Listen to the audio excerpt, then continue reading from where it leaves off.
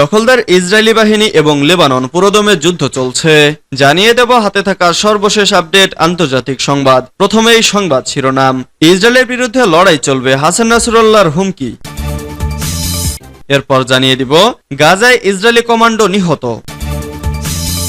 এদিকে ইউক্রেনই থামাতে পারবে পুতিনকে, বললেন বাইডেন।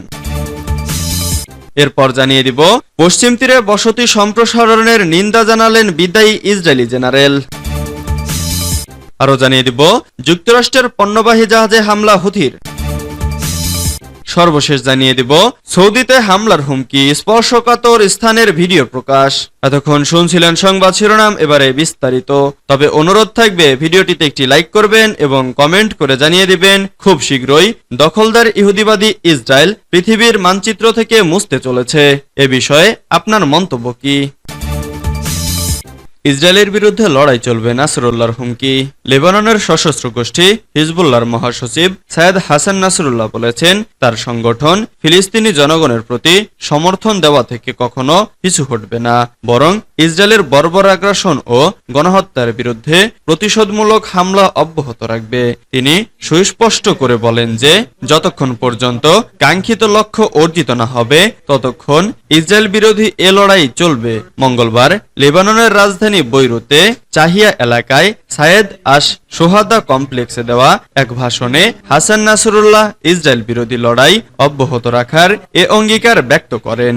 শোকাবহ মহররম মাস উপলক্ষে সায়েদ আশ সোহাদা কমপ্লেক্সে ওই শোকানুষ্ঠানের আয়োজন করা হয়।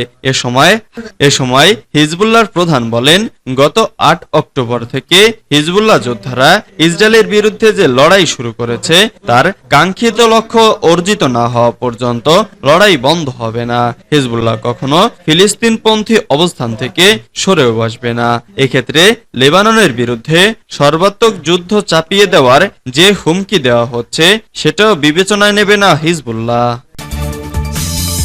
গাজায় ইসরায়েলি কমান্ডো নিহত। গাজায় হামাসের সাথে যুদ্ধে আরেক ইসরায়েলি কমান্ডো নিহত হয়েছে।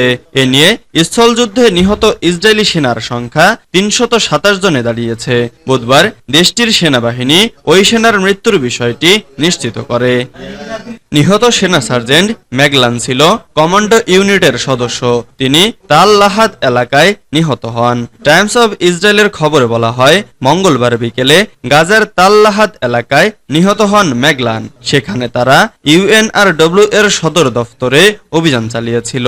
ইসরায়েলের সামরিক বাহিনীর দাবি, ইউএনআরডব্লিউ এর ওই সদর দফতরটি হামাস যোদ্ধারা আক্রমণের কাজে ব্যবহার করছিল, সেজন্য তারা ওই হামলা পরিচালনা করে। সূত্র টাইমস অব ইসরায়েল। ইউক্রেনে থামাতে পারবে পুতিনকে, বললেন বাইডেন। শুরু হয়েছে সামরিক প্রতিরক্ষা জোট ন্যাটোর ৭৫তম শীর্ষ সম্মেলন।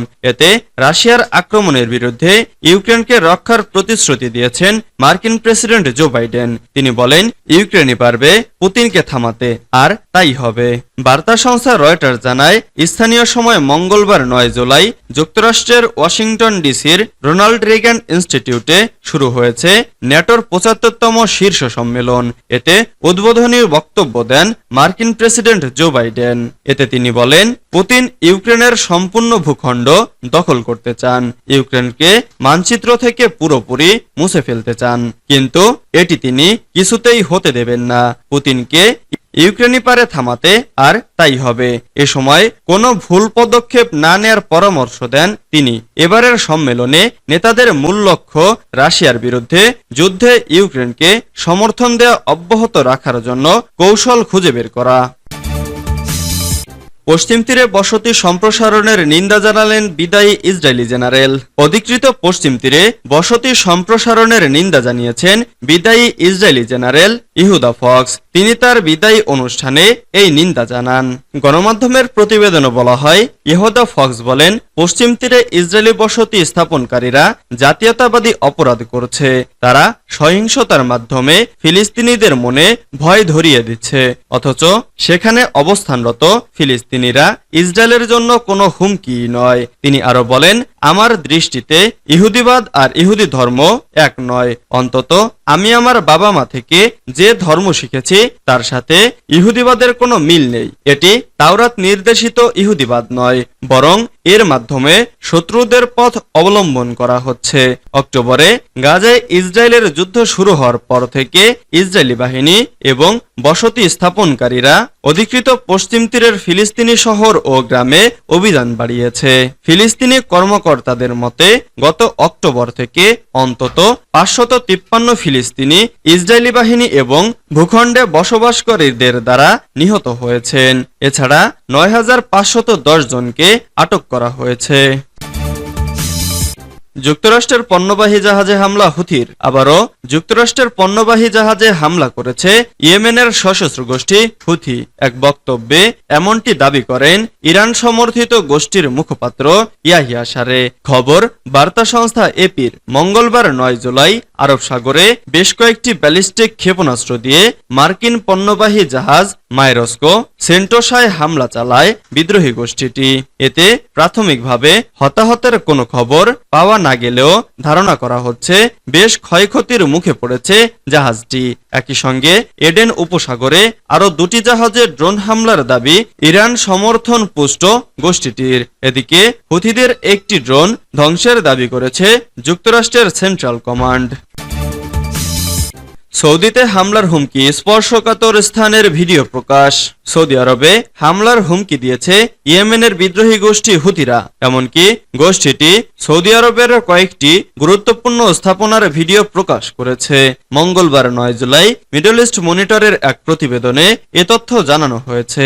গাজায় ইসরায়েলের হামলার পর থেকে ফিলিস্তিনকে সমর্থন দিয়ে আসছে ইয়েমেনের বিদ্রোহী গোষ্ঠী হুথিরা। এরপর তারা লোহিত সাগরে একের পর এক জাহাজে হামলা শুরু করে। তবে ইয়েমেনের এই বিদ্রোহী গোষ্ঠীকে থামাতে পশ্চিমারা দেশটিতে কয়েক মাস ধরে হামলা চালিয়ে আসছে, কিন্তু এরপরেও তাদের থামানো যায়নি। এবার তাদের থামাতে সৌদি আরবের ধরনা দিয়েছে বলে দাবি করেছে হুথিরা। তারা জানিয়েছে পশ্চিমাদের কথা মতো তাদের সঙ্গে সৌদি আরব যোগ দিলে দেশটির গুরুত্বপূর্ণ স্থাপনায় হামলা চালাবে তারা। এমনকি হুমকির পর বেশ কয়েকটি স্পর্শকাতর